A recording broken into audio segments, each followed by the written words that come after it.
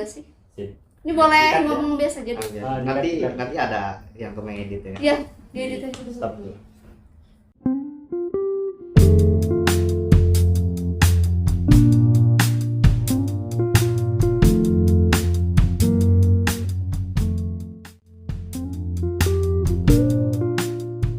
Oke, assalamualaikum warahmatullahi wabarakatuh. Kembali lagi bersama kami Luak Muda Enzim Perubahan. Oke, perkenalkan saya Widawati yang akan memandu diskusi kita pada sore hari ini yang bertema denyut tadi KUHP pembaruan.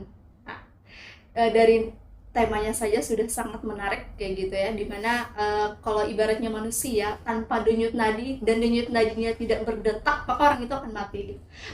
Begitu juga dengan KUHP kita, ketika denyut nadinya tidak berdetak, maka KUHP-nya mati kayak gitu. Oke, berbicara tentang kedaulatan rakyat sebagai perwujudan demokrasi Indonesia, di mana kedaulatan rakyat merupakan kedaulatan dalam suatu sistem kekuasaan dalam suatu negara, di mana kekuasaan tersebut pemegang tertingginya adalah rakyat.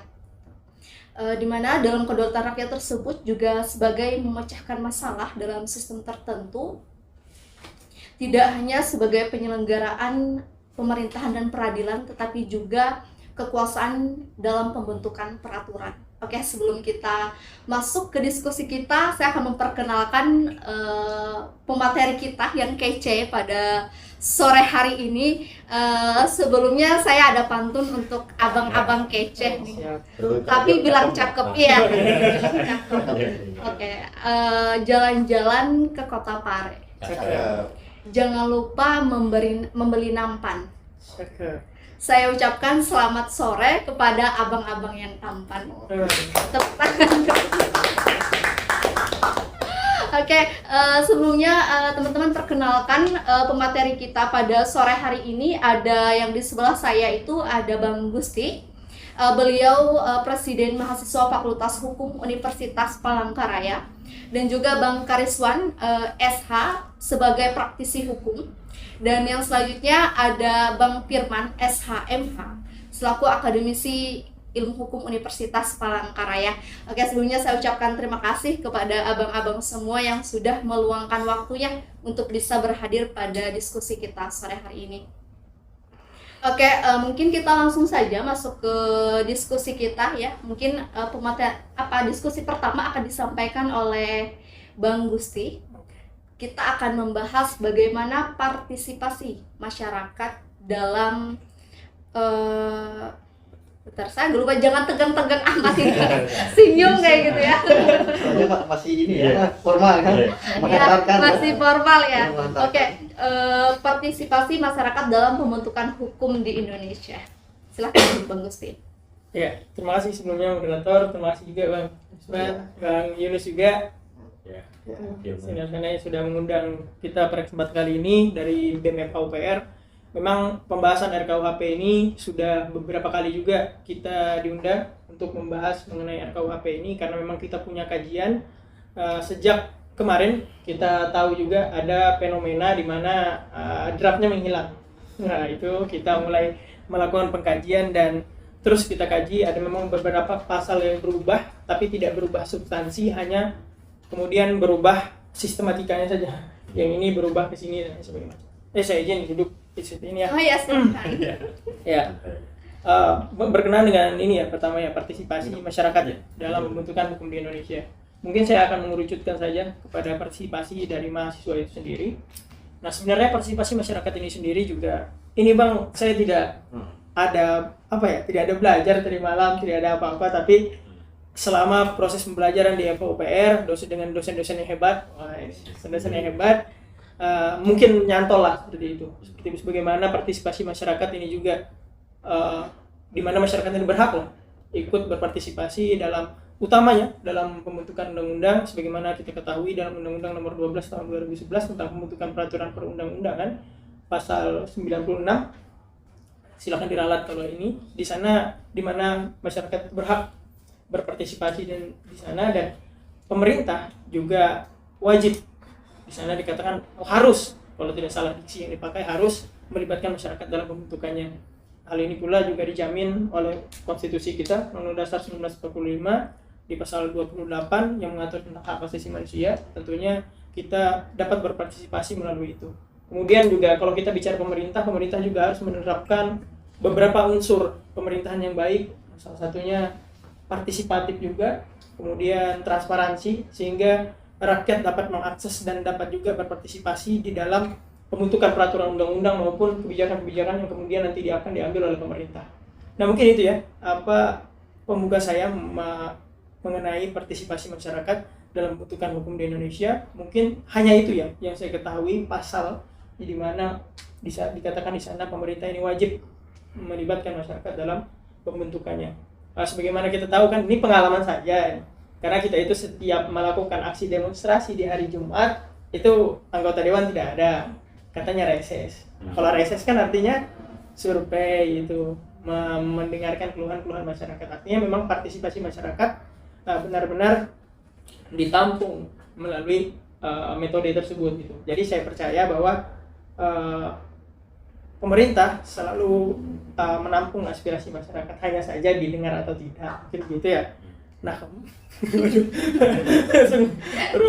nah mungkin masuk ke yang kedua ya. Ini pembuka terlebih dahulu, perlindungan hukum terhadap partisipasi masyarakat dalam berdemokrasi. Lagi-lagi saya melihat dengan adanya RKUHP baru ini yang katanya dekolonialisasi, kalau bahasa kita itu artinya menghapuskan budaya-budaya kolonialisme Belanda, yang dimana pada waktu itu kebebasan berekspresi sangat-sangat ditekan sekali. Kemudian di zaman rezim Orde Baru juga, sehingga melalui reformasi lahirlah Undang-Undang Nomor 9 Tahun 1998 mengenai kemerdekaan mengungkapkan pendapat, itu dijamin di sana. Tapi melalui KUHP yang sudah disahkan ini, lagi-lagi saya melihat apabila nanti yang berlaku, ini kan berlakunya kan 3 tahun yang akan datang. Sekarang berlakunya, saya memprediksikan akan ada kemunduran dari demokrasi itu sendiri. Mas, bagaimana tadi sudah disampaikan oleh kakak moderatornya yang sangat luar biasa ini mengenai demokrasi, mengenai kedaulatan rakyat. Namanya negara demokrasi, bahkan di pasal 1 ayat 2 itu tegas di situ. Kedaulatan berada di tangan rakyat dan dilaksanakan berdasarkan undang-undang. Kalau ada asas hukum itu bunyinya Vox Populi Vox Dei. Suara rakyat adalah suara Tuhan. Mau apa lagi itu kita? Kalau seperti itu. Nah, ada beberapa pasal yang jelas.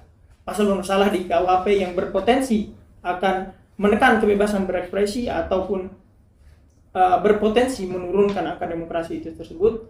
Di antaranya pasal penghinaan presiden dari 217 sampai 220, kemudian pasal penghinaan terhadap lembaga kuasa. Saya takut salah menyebut pasalnya ini. Ya, penghinaan terhadap kuasa umum dan lembaga negara, itu pasal 240 241. Kemudian mengenai penyelenggaraan pawai, unjuk rasa dan demonstrasi di pasal 256. Nah, mungkin nanti akan saya jelaskan mengapa pasal itu menjadi bermasalah bagi demokrasi kita, bagi kebebasan berekspresi kita, terutama kalangan mahasiswa yang sering melakukan yang sering menunjukkan ya rasa cintanya kepada negara melalui metode-metode aksi, audiensi, demonstrasi dan lain sebagainya. Itu tadi teman-teman pembukaan dari Bang Gusti. Saya merasa kuliah lagi kayak gitu ya dengan beliau, kuliah hukum ini berapa SKS di pada sore hari ini.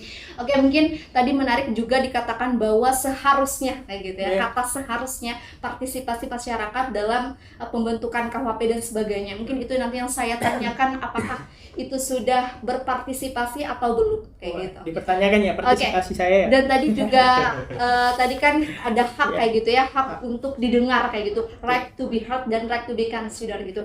Hak untuk didengar dan hak untuk dipertimbangkan gitu. Tapi juga harusnya hak untuk dilaksanakan juga harus ada sebenarnya. Nah, mungkin ini sangat menarik untuk kita bahas, nanti simpan jawabannya gitu. Saya juga menyimpan pertanyaan saya Bang Gusti untuk sesi selanjutnya. Mungkin langsung saja kita ke Bang Rizwan, yaitu tentang revisi KUHP berdasarkan pandang politik dan hukum bagaimana? Ya, jadi terima kasih moderator, terima kasih juga ini ketua BEM-nya bersedia untuk hadir ya. Artinya dengan kehadiran ketua BEM, kemudian akademisi ini akan semakin mewarnai ya corak ini ya, corak diskusi dan pemikiran kita di konten yang sangat santai ini ya. Santai ya. Terus dia jadi tegang, jadi terbawa nih. Jadi terbawa juga. Ayo, mungkin minum dulu kali ya. Ya boleh. Izin ya. Sudah separuh ya. Ya. Baik. Jadi membahas tentang RUU KUHP ini kan sebenarnya kita bicara soal proses ini harus tahu dulu kan awal mulanya bagaimana munculnya ide untuk merevisi ya Undang-Undang KUHP ini dan Undang-Undang Hukum Pidana ini. Jadi memang ini awalnya bermula dari pada tahun 1963 itu banyak akademisi kita pada saat itu yang tentunya akademisi unggulan lah ya, banyak di situ guru besar, profesor dan sebagainya yang ikut menghadiri seminar hukum nasional satu di Semarang ya kalau nggak salah pada tahun 1963. Pada saat itu kebetulan bertepatan dengan masa kepemimpinan Presiden Soekarno ya di demokrasi terpimpin. Nah, jadi kenapa muncul ide untuk merevisi undang-undang ini ya? Karena memang dinilai ya bagi warga negara Indonesia, masyarakat Indonesia, Kitab Undang-Undang Hukum Pidana ini ya secara historis memang undang-undang buatan kolonialisme Belanda. Iya benar. Dan mereka pun mengakui bahwa semangat yang ada dalam KUHP ini adalah semangat kolonialisme. Nah, mungkin salah satunya yang juga pasti sering disuarakan oleh kawan-kawan mahasiswa juga adalah pasal tentang penghinaan itu kan. Nah, iya kan? Betul ya, pasal penghinaan presiden itu mungkin salah satunya digaung-gaungkan memiliki semangat kolonialisme. Iya benar. Nah, jadi seperti itu. Nah, kemudian memang proses hingga ini masuk ke proses perumusan undang-undang itu cukup panjang. Bahkan sampai sempat ada beberapa yang belum sempat direvisi tapi sudah diujikan ke Mahkamah Konstitusi. Nah, contohnya itu yang pasal 134 ya. Kalau nggak salah itu bisa kita akses nanti di putusan Mahkamah Konstitusi nomor kalau tidak salah nomor 13 dan 22. 22. 2006 ya 013 dan 022 tahun 2006 di mana di situ Mahkamah Konstitusi pun mengabulkan permintaan uji materi dari beberapa warga kita. Jadi menurut Mahkamah Konstitusi pada saat itu memang pasal 134 ini selain ada indikasi ketidaksetaraan ya, jadi ada ada pengaruh relasi kuasa seperti itu. Nah, tapi memang di samping itu menurut hakim Mahkamah Konstitusi pada saat itu bahwa sebenarnya kalau memang yang dilarang itu penghinaannya, sebenarnya ini telah diakomodir dalam pasal yang lain yang khusus tentang penghinaan. Artinya berarti kan di sini kita juga mendengar langsung dari hakim Mahkamah Konstitusi secara tidak langsung ya karena dari putusan bahwa kalau memang dirasa ada kerugian dari penghinaan itu ya menurut Mahkamah Konstitusi ya silahkan sampaikan secara pribadi. Jadi silahkan yang merasa tersinggung adukan kan gitu, tapi menggunakan pasal penghinaan yang umum seperti itu. Nah jadi melebar ya, intinya sampai pernah begini. Jadi ada namanya salah satu guru besar Profesor Barda, beliau ini kebetulan yaitu tadi saking lamanya proses untuk kita bagaimana caranya dapat melakukan pembaruan terhadap RUU KUHP ini kalau tidak salah itu sampai ada 18 profesor yang sudah meninggal yang awalnya tergabung dalam tim perumus itu tadi, tim perumus. Nah, lalu Profesor Barda ini yang tersisa bersama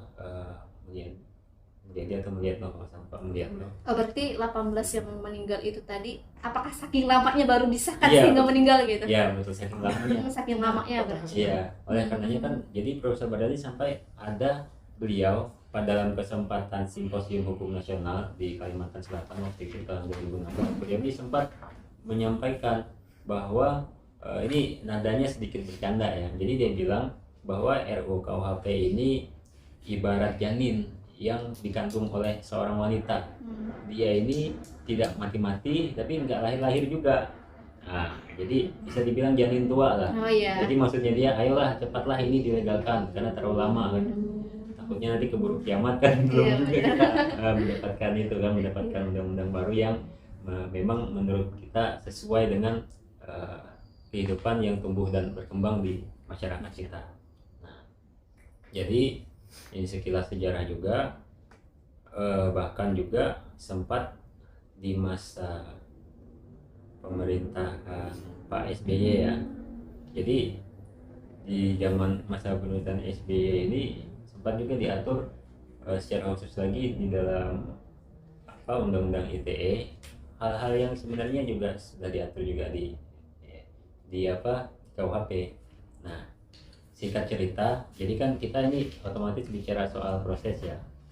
Jadi bicara soal proses tentunya setelah KUHP ini dimasukkan ke dalam prolegnas ya, program legislatif nasional, sehingga akan menjadi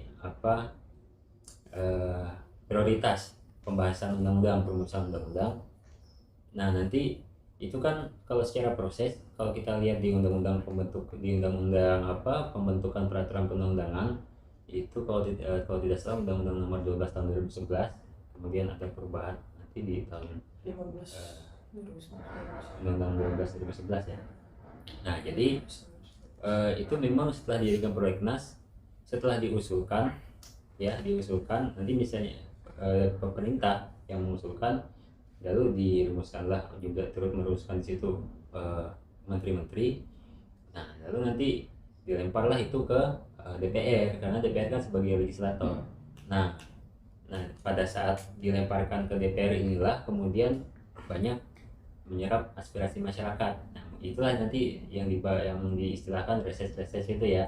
Jadi secara idealnya para anggota dewan kita di pusat seperti itu melakukan jejak pendapat, audiensi kan dengan para konstituennya. Nah, singkat cerita, ini kemarin kan sempat ditargetkan itu sebenarnya tahun 2015 masalah harusnya sudah selesai, tapi ternyata masuk ke periodenya Presiden Jokowi yang kedua ini akhirnya sekarang baru selesai seperti itu.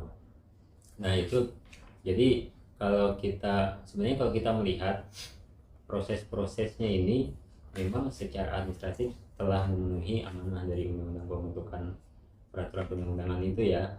Nah, cuma mungkin nanti secara politik, karena kan kita juga mengetahui ya bahwa ada teori-teori lah di dalam ilmu hukum ini ya, bahwa di satu sisi hukum ini secara politik pun dia juga sebenarnya produk-produk politik ya.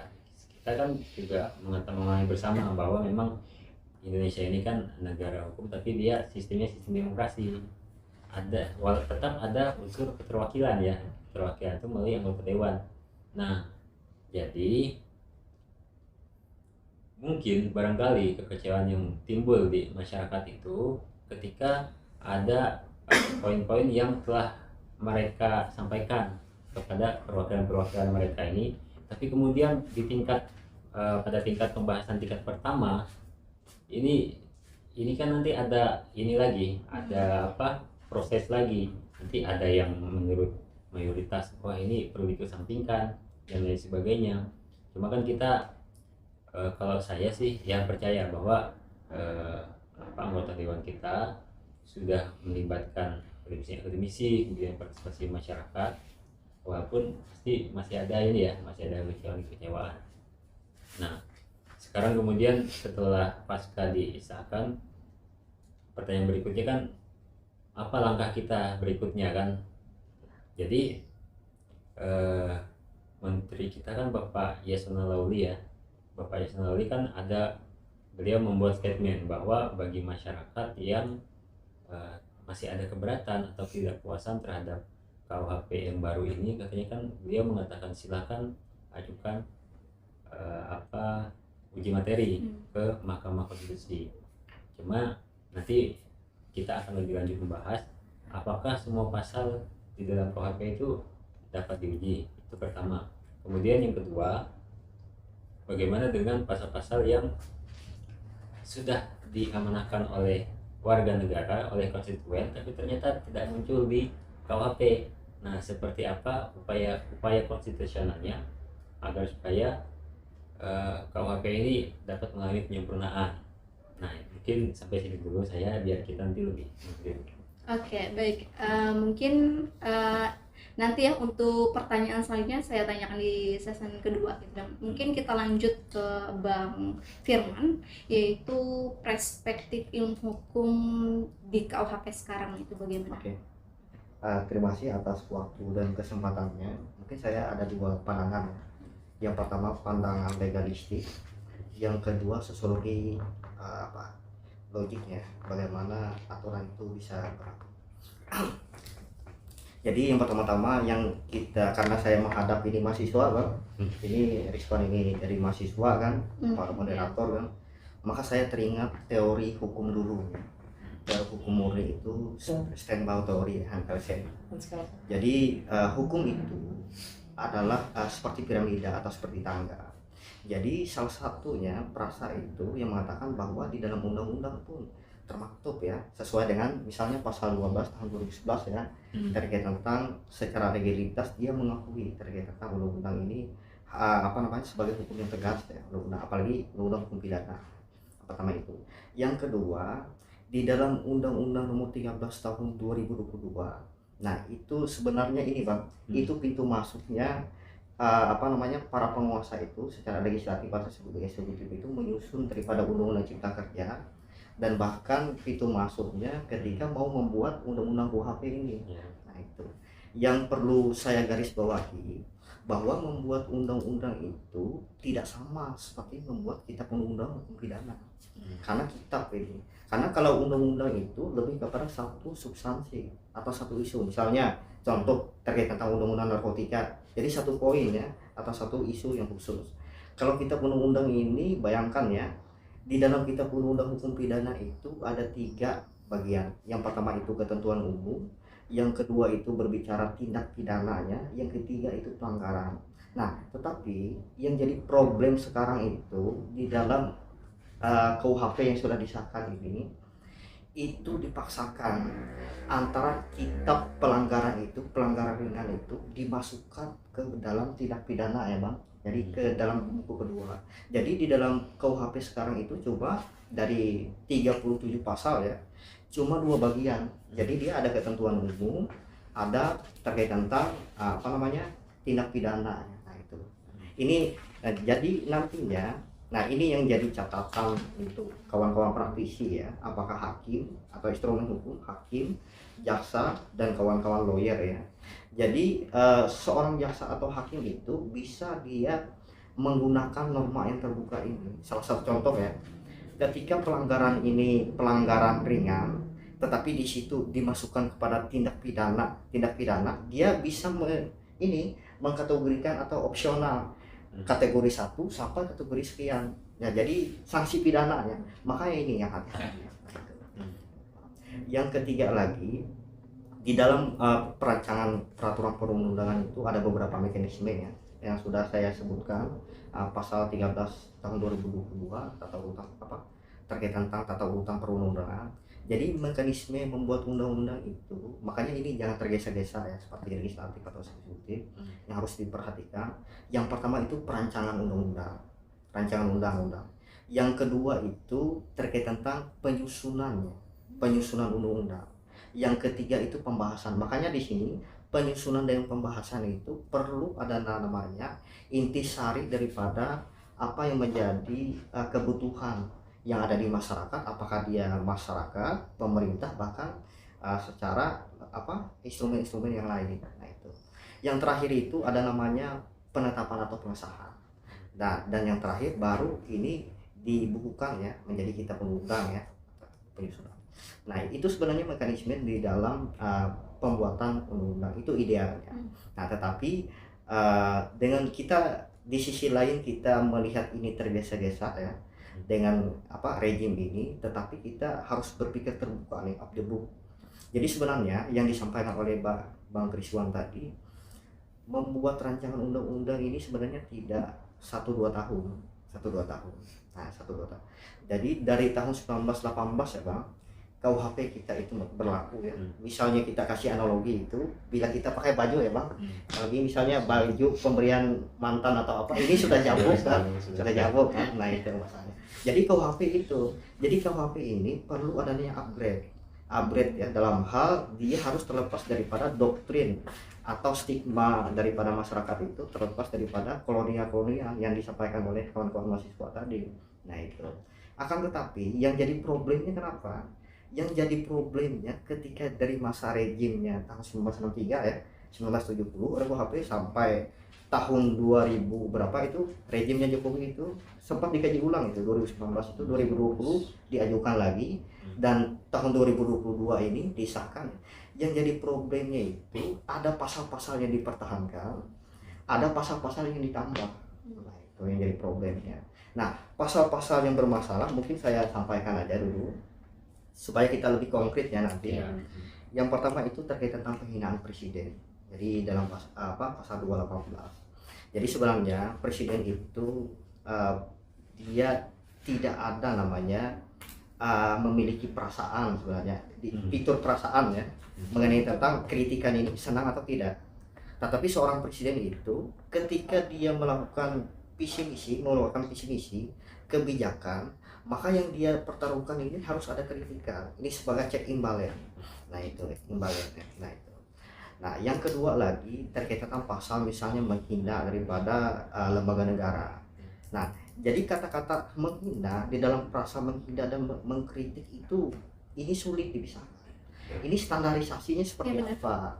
Jadi ketika orang misalnya si Gusti ini ya kayak pasal 218 tadi, ketika tapi ini istilah aja ya apa istilahnya? Misalnya membakar salah satu misalnya foto seorang presiden A misalnya, oh itu bisa dipidana. Nah ini kita butuh bahasanya di dalam kita kan memang paham legalistik ya positif, tapi kita butuh namanya di dalam membuat aturan itu kita harus mencetak orang-orang negarawan, presiden negarawan. Itu sebenarnya dari kacamata hukum, terlepas daripada kacamata hukum pidana ya, ini kacamata hukum tata negara ya. Yang kedua lagi pidana demo, misalnya tidak ada surat pemberitahuan. Nah, cuma ini saya ada sedikit berbeda dengan mahasiswa ya, ataupun kawan-kawan yang lain, karena saya menuduhkan di sini menjadi dua pandangan ya. Di kacamata kawan-kawan masyarakat ataupun mahasiswa itu ini merampas daripada hak mereka, hak berpendapat. Nah, tetapi di sisi lain ini menjamin ya stigma daripada pemerintah. Nah, kenapa merampas dan argumentasi merampas daripada pasal 28 tadi? Karena kok kita hak yang melekat secara lahir itu kok harus surat pemberitahuan? Logika hukumnya seperti itu ya. Tetapi di dalam kacamata hukum pidana kan bukan seperti itu. Kacamata hukum pidana itu ada namanya perbuatan itu ada delik material ya, delik material atau bahasa umumnya preventif ya, pencegahan. Jadi namanya pemberitahuan ini asbabun nuzulnya pasal ini supaya ketika ada massa ataupun ada demo atau aksi itu supaya bisa dimonitor, bisa diawasi oleh instrumen lembaga hukum.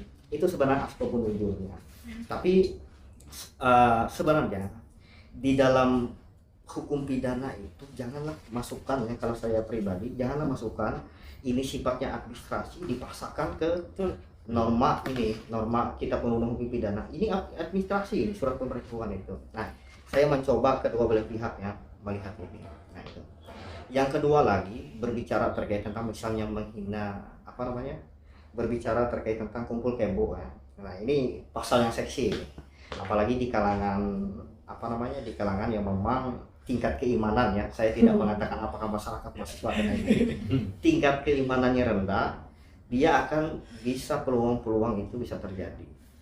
Cuma nah kita kan sebenarnya di negara Indonesia ini tidak ada namanya yang memang tidak memiliki agama. Semuanya agamis ya, agamis. Dan semangat KUHP itu dibuat atau direvisi itu karena harus ada ini pemikirannya agamis itu tertuang di dalam KUHP. Salah satu contoh ya yang memang saya sedikit tidak sepakat itu ketika di dalam delik pasal 413 ini kok harus ada delik aduan. Nah, logika hukumnya seperti apa? Jadi misalnya ketika si A dan si B ini melakukan misalnya hubungan di luar daripada pernikahan. Nah, satu atap atau satu rumah ini harus diadukan dulu, baru dia kena pidana.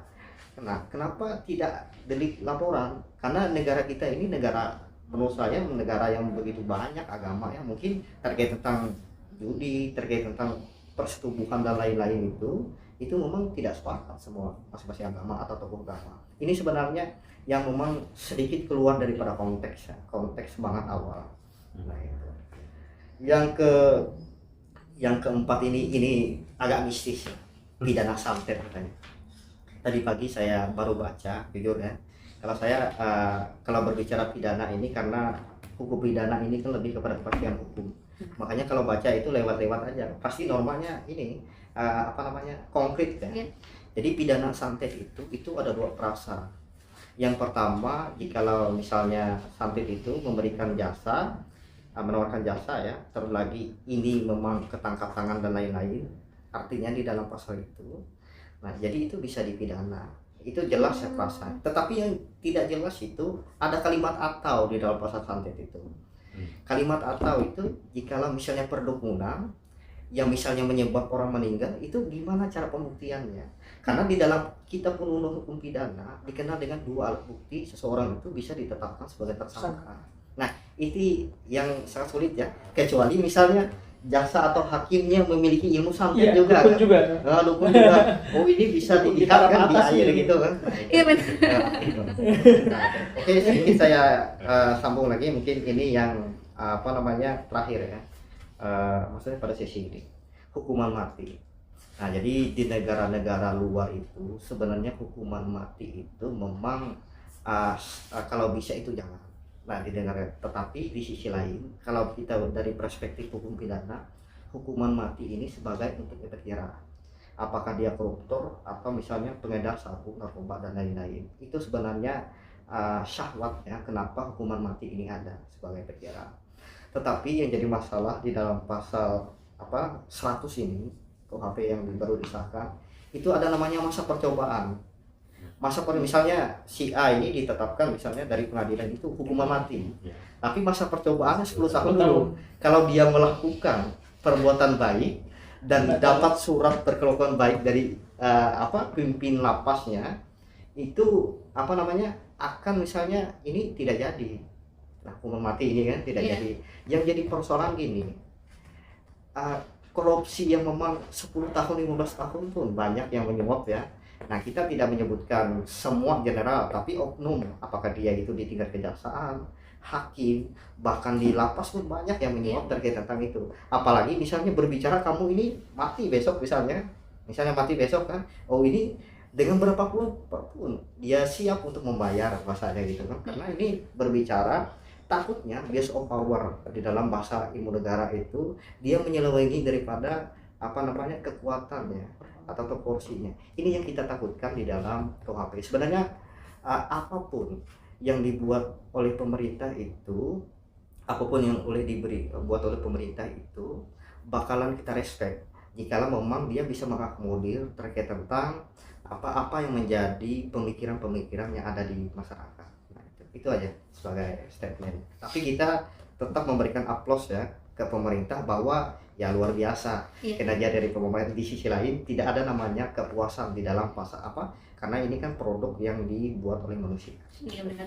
Dari sekian banyak pasal yang menjadi itu tadi tuh yang santet gitu ya. Dari sekian banyak pasal kenapa harus itu kayak gitu, itu yang menjadi pertanyaan sekali di hati saya. Terus juga 10 tahun masa percobaan tadi ya, yang mungkin pemerintah kita menganut kepercayaan bahwa manusia bisa berubah mungkin kali ini.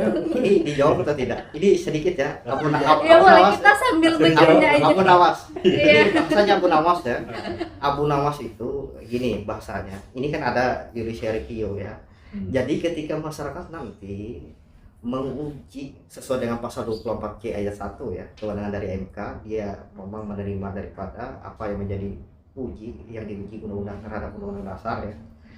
Jadi namanya ada MK itu mengabulkan nanti pasalnya, yakni kalau tidak salah ini mungkin santet ini dikabulkan kan atau pasalnya, tapi saya rasa MK itu harapan ke depan independen. Ini Abu Nawas ya, Abu Nawas harapannya ya. Oke, teman-teman, kita sudah melaksanakan ya. Mungkin ini dari tadi ya, inginnya gitu ya, harapannya tadi itu nggak tegang, tapi ternyata tetap tegang karena kita membahas hukum kayak gitu ya. Kita hukuman mati. Iya. Apa ya katakan? Hukuman mati, santet dan segala macam kan, ngeri banget gitu. Oke teman-teman, mungkin sesi 1 kita sudah berakhir dan selanjutnya kita akan menuju sesi 2 kita.